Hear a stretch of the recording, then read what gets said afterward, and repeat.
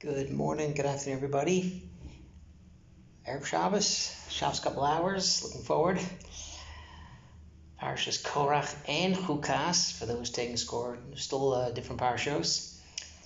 This week, a little interesting. In the Daf Yomi, we had a Gemara with Yochanan ben Gudgada.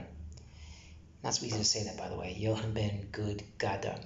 So we learned this week that in the Daf Yomi, that a cheresh, so if a man marries a cheresh, even though it's a marriage drabanan, quote unquote, yochanan says you still need a get. So get doraisa to a cheresh, which is, I don't want to say radical, but this past week we really talk about that sometimes you have a marriage drabanan with a cheresh, but the yibum is doraisa. So you actually have to get rid of the woman and have this deraisa woman, the yibum, fall in place, quote unquote, fall in place, and it kicks off the drabanan marriage. But Yochanan ben Gudda, even though it's a wedding drabanan, you still need a get deraisa.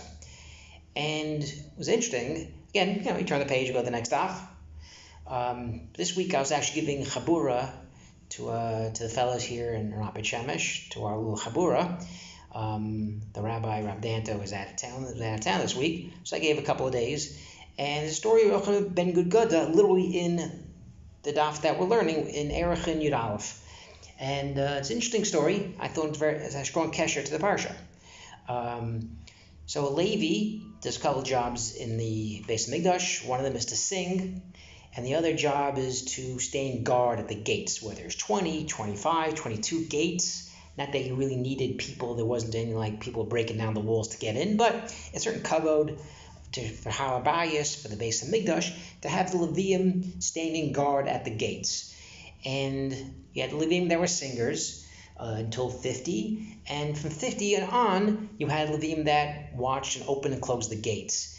And there was a story where Rabbi Shua ben Hanania, who was a Levi, who went, and he was a singer, but he went to go help. Rabbi Yochanan closed the gates. Rabbi Yochanan, I guess, was older, and Rabbi Yeshua ben Hanani was going to close the gates with him, and Rabbi Yochanan stops him, and he says, "Go back.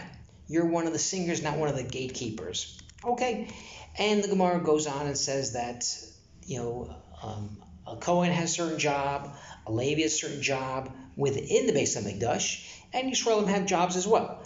A Levi who is a singer couldn't close the gates, and a Levi who is a gate person couldn't be a singer. And the machlokas goes on whether you have misa for this or not, or just a warning you shouldn't do it. Okay, but the point is you have a Levi that's trying to overstep his bounds, and Yochanan kind of tells him, that's not your job, stay within your lanes. And I thought this was pretty interesting how we have this week's parsha for America with Korach, who is one of the top Leviim on the planet, and Rabbi Yochanan, another Levi. And where Korach has a job, he's carrying the Aron. He was one of the smartest people. He's from Bnei Kas. He carries the Aron, and he wasn't satisfied with his job. He wanted to take more things. And Rabbi Yochanan told Rabbi Yeshua ben Hanania, be happy with what you have. Stay with what you have. And I thought this was pretty interesting, where the differences are. You have someone who is jealous of someone who wants more, someone who's insecure perhaps, as opposed to someone who should be happy with what he has. And what's interesting is in Sefer Alishor, Rav Wolbe, a Talmud wrote him a letter, and there's 3 replies that Rav Wolbe writes in Alishor to this young bacher. And the story or the letter that the young student writes to Rav Wolbe is he's in yeshiva and lo holech. It's not going. His learning's not going. Other guys know it better. Other guys know it faster. He's struggling. He can't retain it. And he feels really terrible about it. And Rav Wolbe has a long letter in response, Perek Shishi in the Sefer, and says there's no reason to be jealous. You're working harder. It's going to be more special in your eyes. The fact that you're spending hours over this and someone else spent 5 minutes, this is always going to be something special for you. And he says, you're in yeshiva, some people are smarter, some people aren't as smart. That part of a person shines through. The smartness, when you're yeshiva, you don't know what the person's going through. You don't know the downside. All you see is the positive things of somebody else. But there's no reason to be jealous. Hashem gave you what you know. Hashem gave you your own kochos. We know the bracha is kol tzarki. Hashem gave you whatever you need. Hashem gave you the exact smartness that you need. The other person has his own thing. You don't need to look at somebody else to be close to Hashem. If you have to now compete with someone, I want to learn as much as that guy davens better, I'm better than him. That's not kadosh. Kadosh is not I have to compete against somebody else. The guy has his nisyonos, his yetzer. You have your own pekel, you have your own thing to daven for. And you're not going to be judged against somebody else, you judge against yourself, how the best that you could do.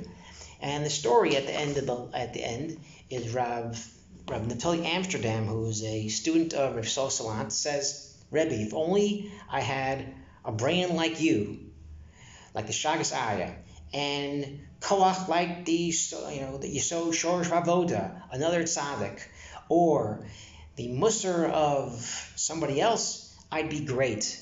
And Rav Sosalant says, no, you know what? You have your own mind, you have your own midos, you have your own heart. That's what Hashem wants. Hashem wants the best of you, not to think about other people. And I think this is pretty important when you look at this parsha, which chukas is one way to kind of forget about other people, forget about competition, forget about others. It's really think about yourself, to be in front of Hashem.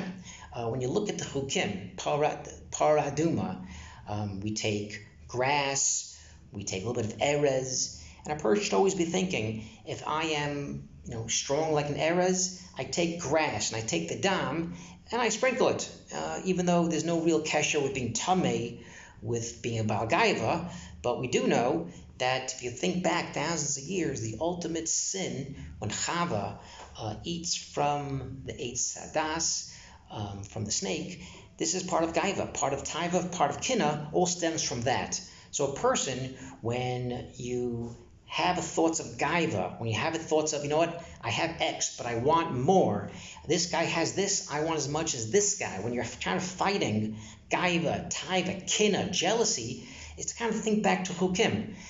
I don't understand what the mitzvos are. I don't really know too much, but I'm going to follow whatever Hashem says. And once you think of these things and you lower yourself to the level of, I don't know too much, the Torah is maybe beyond me, the secrets of the Torah are beyond me. I just want to follow Hashem. I don't want to care about other people, how smart the rabbi is, how smart my chavrusa is. I just want to think about myself and Hashem, and that I'm low compared to Hashem. That's the ultimate level-setting peace. That's why we have this chok of paraduma. Shabbat shalom.